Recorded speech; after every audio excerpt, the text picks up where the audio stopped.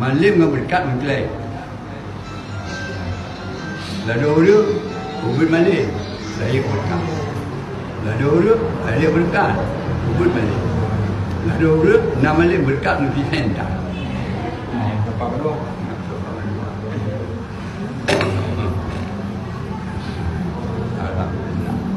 Alhamdulillah.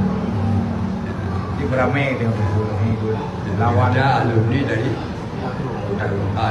dari Siro Hamba Allah yang sangat berkat jodoh.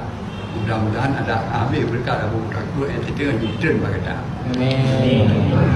Bapak nak tinggal apa? Nanti boleh dengar awal bulan ni. Nanti ada juga.